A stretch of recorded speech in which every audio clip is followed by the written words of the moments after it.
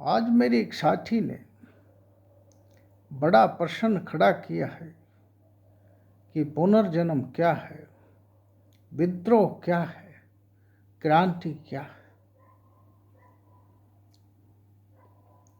पुनर्जन्म मेरी समझ से आदमी का इसी जीवन में दूसरा जन्म होना है, उसका रूपांतरण। और रूपांतरण के लिए खुद से विद्रोह करना जरूरी है, उसमें किसी हिंसा की कोई जरूरत नहीं है। और क्रांति में स्थापित व्यवस्थाओं को बदलने के लिए संगठन और ताकत और हिंसा की जरूरत होती है, जिससे नई व्यवस्थाएं आती हैं वो भी हिंसा आधारित काम करती है। अब हम विद्रोह की बात कर लेते हैं। विद्रोह से पहले हम ये जान लेते हैं कि पुनर्जन्म की, रीबर्थ की नाना प्रकार की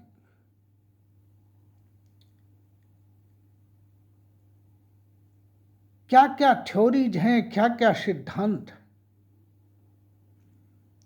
हिंदू तो ये मानते हैं कि हमारा शरीर भौतिक है, इसमें एक और सूक्ष्म शरीर है, सूक्ष्म के साथ आत्मा काम करती है और सूक्ष्म शरीर पर सारे संस्कार जो हम इस जीवन में करते हैं वो साथ जाते हैं और उन संस्कार आधार पर ही हमारा दूसरा जन्म दूसरी माँ के पेट में मौत के बाद होता है। मुसलमान और ईसाई तथा इस प्रकार के जो धर्म जिनके सोर्स एक जैसे हैं वो मानते हैं कि कोई डूम्स डे होगा, उस दिन मनुष्य के अच्छे बुरे कर्मों का फैसला होगा और अच्छे कर्म वालों को बढ़िया जन्म मिलेंगे और बुरे कर्म वालों को दंडित किया जाएगा। हाँ, महात्मा बुद्ध और जैन पुनर्जन्म को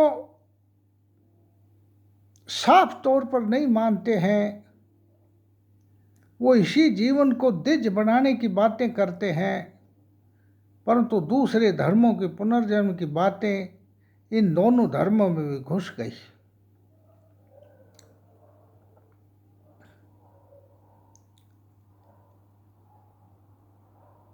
महावीर जैन और महात्मा बुद्ध के धर्म के अलावा दूसरे के धर्मों में एक ईश्वर परमात्मा अल्लाह गॉड और जुड़ा हुआ है जो फैसला करता है अच्छे बुरे कर्मों को।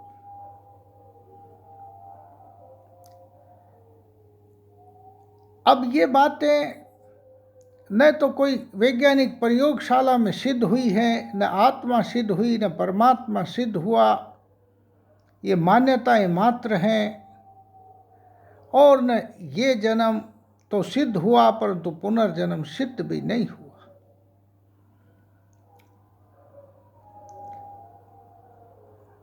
इस जन्म में दूसरे जन्म होने की बात कुछ समझ में आती है, द्विज होने की बात हमें कुछ समझ में आती है, क्योंकि इसी के लिए जितने भी प्रयास किए हैं वो दुख के निवारण के लिए किए हैं मनुष्य ने। और दुख का निवारण जब ही अनुभूत हुआ है जब उसका इसी जीवन में पुनर्जन्म हो गया हो, वो द्विज हो गया। अब द्विज होने के लिए चाहिए विद्रोह, द्विज होने के लिए चाहिए आपको विद्रोह, खुद से विद्रोह करना, बी रेबिलियस। विद्रोह क्या है? हजारों लाख हजारों वर्ष की सभ्यताओं और संस्कृतियों ने हमको कहा कि सत्य बोलना है, सत्य चलना है, सत्य खाना है, सत्य लिखना है, सत्य मानना है, सत्य सुनना है। परंतु वो जो उनका बताया हुआ सत्य ही सत्य होगा। जो उस सभ्यता और संस्कार के संस्कृति बनाने वाले चालाक लोगों ने जो सत्य खड़े किए, उसी को सत्य माना जाए।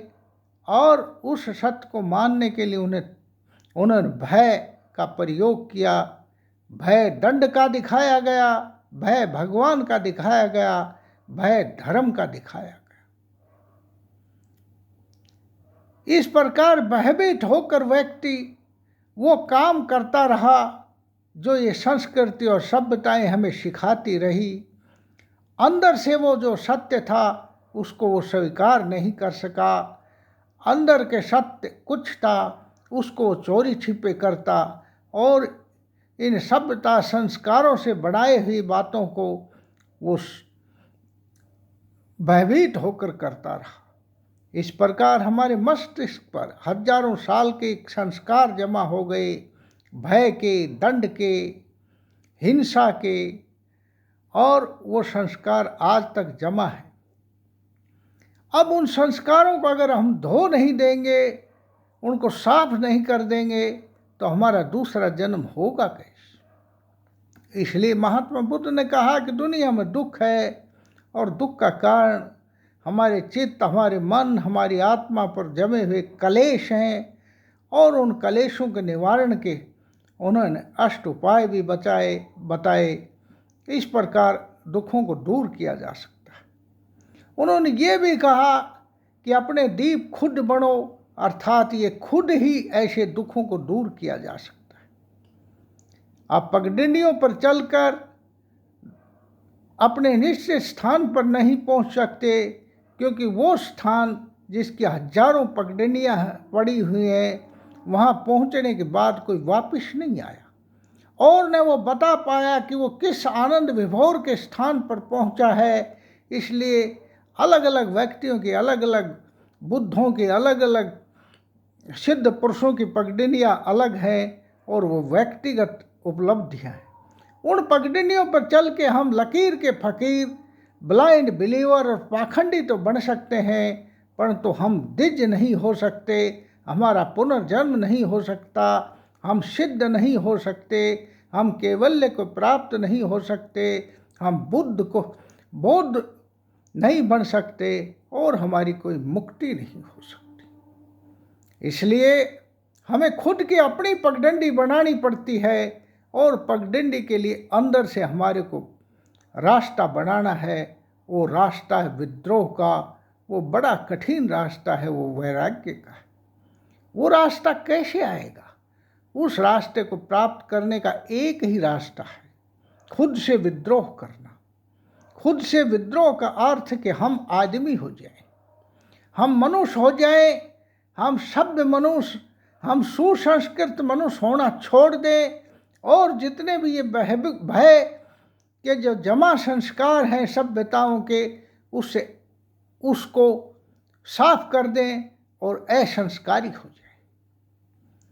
अर्थात संस्कारों को असंस्कारित कर दें और इस प्रकार हमारे मस्तिष्क और चित्त और मन को वहाँ लेके जाएं जहाँ हमें ये संस्कार दिए जाने शुरू हुए थे। इसके लिए जरूरी है कि हम वो भीतर की हमारी बात माने जो प्राकृतिक सत्य है, हम वो बात नहीं माने जो सभ्यता और इन संस्कृतियों ने सिखाई है। तो पहला तो काम है खुद का विद्रोह कि हम आदमी हो जाए, और दूसरा है सहज जीना सीख जाए। आदमी होने के बाद इस समाज में हमारे अनेक आयाम पैदा हो गए हैं। हम किसी के भाई हैं, किसी के बहन हैं, हम मुसलमान हैं, हम हिंदू हैं, हम ईसाई हैं, हम नाना प्रकार की जातियों के धनी हैं, कोई यादव है, कोई हैर है, कोई ब्राह्मण है। ये सब चीज़ें उखाड़ कर फेंकनी होंगी और हमें सहज भाव से आदमी होना होगा।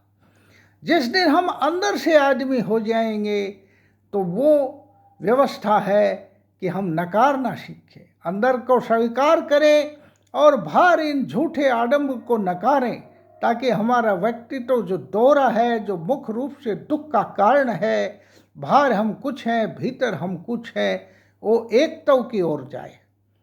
और जब हम इन चीज़ों को नकारेंगे तो हमें दुख भी पाना पड़ेगा, हमारे को समाज दुखी भी करेगा। परंतु जिस दिन हम नकारना शुरू कर देंगे, हाँ भरनी बंद कर देंगे झूठी बातों की, पाखंड की और इस झूठे संस्कारों की, तो सत्य में हमारा दूसरा जन्म होना शुरू हो जाएगा। और जब हम इन बातों को नकारेंगे तो समाज हमें सेट असाइड करेगा, हमें त्यागेगा, और हम समाज से चिपटेंगे नहीं, क्योंकि हम कुदरती ही दूर हो जाएंगे, प्राकृतिक रूप से दूर हो जाएंगे। इसको कहते हैं वैराग्य। सही भाषा में यही वैराग्य है। ये वैराग्य की स्थिति वो स्थिति है जो खुद जानता है कि मैं वैराग्य हो गया हूँ। वैराग्य का मतलब नहीं है कि परिवार से लड़ाई झगड़ा होने पर, या परिवार के धोखा दिए जाने पर, या समाज से कोई बिगड़ने के ऊपर इस घर को छोड़ा, जंगल को छोड़, इस समाज को छोड़ा और नए संस्थान बना लिए, नए आश्रम बना लिए। इसलिए ये कोई वैराग्य नहीं है। ये तो एक चीज़ से छोड़ने के बाद दूसरी चीज़ को चिपटना है, अर्थात इस समाज के संस्कारों में ही जिंदा रहना है। वैराग्य का अर्थ है यही तुम हो, परंतु तुम्हारा कोई लगाव नहीं है। वो कुदरती पैदा हो जाएगा। वैराग्य हुआ नहीं जाता, वैराग्य पैदा हो जाता है। जिस दिन ये वैराग्य पैदा होगा, तुम्हारे ना करने से, चीज़ों की हाँ नहीं मिलाने से, कन्फर्म नहीं करने से, तो तुम जैसे ही वैरागी हो गए समाज से सेट असाइड हो जाओगे। और सेट असाइड को ही सन्यासी कहते हैं। अर्थात तुम सन्यासी हो गए हो, घर में भी सन्यासी हो गए हो, रोड पर भी सन्यासी हो गए हो, बाहर भी सन्यासी हो गए हो। ये सन्यासी होना आपका दिव्य होना है, यही आपका दूसरा जन्म है। जिस दिन तुम्हारा आयाम इतना ऊंचा पहुंच जाएगा, तुम प्रकृति के सत्य पर ठहर जाओगे, तो समझो तुम प्रकृति के, तुम्हारी चेतना विस्तृत रूप से प्रकृति का हिस्सा हो जाएगी। हम देखते हैं जीव जंतुओं को, कीड़े मकोड़े, आपके दूसरे जंगली जीव जंतु। अरे जब कोई बरसात आती है, जब कोई तूफान आता है, कोई आंधी आती है, जो प्राकृतिक जीव हैं, जिनको पालित नहीं किया गया है, जो मनुष्य के नज़दीक नहीं आए हैं, उनको पहले ही आभासित हो जाता है। इसका अर्थ ये हुआ कि उनकी चेतना विस्तृत चेतना हो गई है, वो बहुत ऊंचाइयों पर पहुँचे हुए हैं। उनकी चेतना केवल मात्र अपने शरीर तक की चेतना नहीं है, बल्कि संपूर्ण सृष्टि की महाचेतना के वो हिस्से हैं। इसलिए उनको सब कुछ आभासित हो जाता है। इस प्रकार की स्थिति में जब हम पहुँचते हैं तो हमारी चेतना बहुत ऊंचाइयों पर पहुँच जाती है। कहते हो यही हमारा पुनर्जन्म है।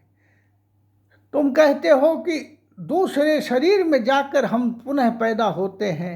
अरे हम मरते ही कभी नहीं हैं, तो जन्म दोबारा कहाँ से लेंगे? आप मानिए हजारों वर्षों के जीव के कर्म विकास में एक कोशीय जीव से आज का जीव स्थिति में आया है। तो जीव आज तक तो मरा नहीं, उसके नाना रूप बदले हैं। वो पहले एक कोशीय था, बहुकोशीय हुआ, जल में पैदा हुआ, फिर थल में आया, थल में भी नाना प्रकार की यूनियाँ, एक यूनि से दूसरी यूनि परिवर्तित होती चली गई। और आज नाना प्रकार के जीव हम जो देखते हैं वो एक विकास की प्रक्रिया का परिणाम है। इसलिए हम मरे नहीं हैं। ना कोई वृक्ष मरता है, न कोई आदमी मरता है, न कोई जीव नहीं मरता है। अब हमने अपने बच्चे पैदा कर दिए। ये जो बच्चे पैदा करना है, ये भी हमारा पुनर्जन्म है। एक माँ जब अपनी संतान को पैदा करती है तो उसका दूसरा जन्म होता है। इसी प्रकार एक बाप जो है एक बच्चे को जन्म देता है, बच्चे को गर्भ धारण का कारण बनता है तो उसको एक आनंद होता है। इस प्रकृति में आनंद ही आनंद है। हमने बच्चे का जन्म के समय आनंद की शुरुआत की और स्वतंत्र प्रकृति में जब हम जीते हैं तो पूर्ण आनंदित होते हैं।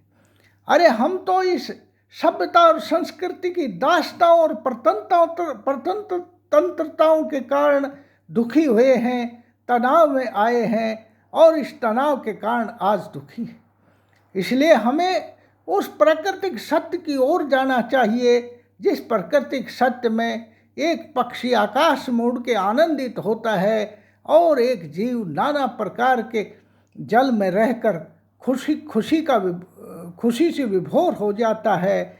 और अगर पक्षी को किसी पिंजरे में रख दो तो वो दुख के आंसू ही रोएगा। इसलिए हमने आज सभ्यता और संस्कृतियों के पिंजरे में पड़े हैं। इस पिंजरे से जैसे ही बाहर हम निकलेंगे तो हमारा रीबर्थ हो जाएगा। मैं इस संस्कृति और सभ्यताओं को तोड़ने की बात नहीं कर रहा, मैं खुद से विद्रोह करने की बात कर रहा हूँ कि हमारे चित्त और मन पर बैठी हुई संस्कृति के ये जो कलेश हैं, इन सभ्यताओं के जो कलेश हैं, ये जो झूठा भय के आधारित पर खड़े हुई झूठी व्यवस्था हैं, उनको हम नकारें, अंदर के सत्य को स्वीकार करें। और जैसे ही सत्य हमारी स्वीकार हो जाएगी, हम दिज हो जाएंगे, हमारा पुनर्जन्म हो जाएगा। यही पुनर्जन्म है, यही सत्य। और इसके लिए हमारे चेतना को विकसित करने की नाना विधियां हैं। जब हमारी चेतना विस्तृत हो जाएगी तो हम पास्ट में जाएंगे तो हम इस विकास की प्रक्रिया से हजारों सालों से इधर से उधर गुजरे हैं, करोड़ों वर्षों से वो सब कुछ आभास्ट होगा। हमें कहीं सुंदर फव्वारे दिखेंगे, हमें सुगंध आएगी, क्योंकि उस सुगंध हमारे मस्तिष्क और हमारी जीन्स में भरी है। और हमें नाना प्रकार की आवाज़ें आएंगी जिसको अध्यात्म में हम अनहत नाद बोलते हैं। और नाना प्रकार की स्थितियां हमें आनंदित करेंगी। और ये जो आनंद की स्थिति जो हमारे अंदर आती है, ये परमानंद की स्थिति है। और परमानंद की स्थिति में पहुंचना ही हमारा पुनर्जन्म है। मैं सोचता हूँ मैं मेरी बात बताने में सक्षम हुआ हूँ और पुनर्जन्म के कॉन्सेप्ट को, पुनर्जन्म के सिद्धांत को बताने में भी सफल हुआ हूँ। आज के ये जो पुनर्जन्म के जो सिद्धांत हैं वो मेरे जचने वाले नहीं हैं, न मैं उनको निकार रहा हूँ न स्वीकार कर रहा हूँ। मैं वैज्ञानिक सत्य आपके सामने प्रस्तुत कर रहा हूँ। आशा है आपको बातें अच्छी लगी होंगी। अच्छी लगी हों तो आप ज़रूर channel flow of thoughts on YouTube पर सब्सक्राइब करें और मेरी सपोर्ट करें। इसके अलावा एक अन्य चैनल है द थॉट ट्री, वो ज्ञान वृद्धि के लिए है। उसके ऊपर भी आप जा सकते हैं और नाना प्रकार के ज्ञान वृद्धि की चीज़ें सुन के उसको सब्सक्राइब कर सकते हैं। धन्यवाद। थैंक्स।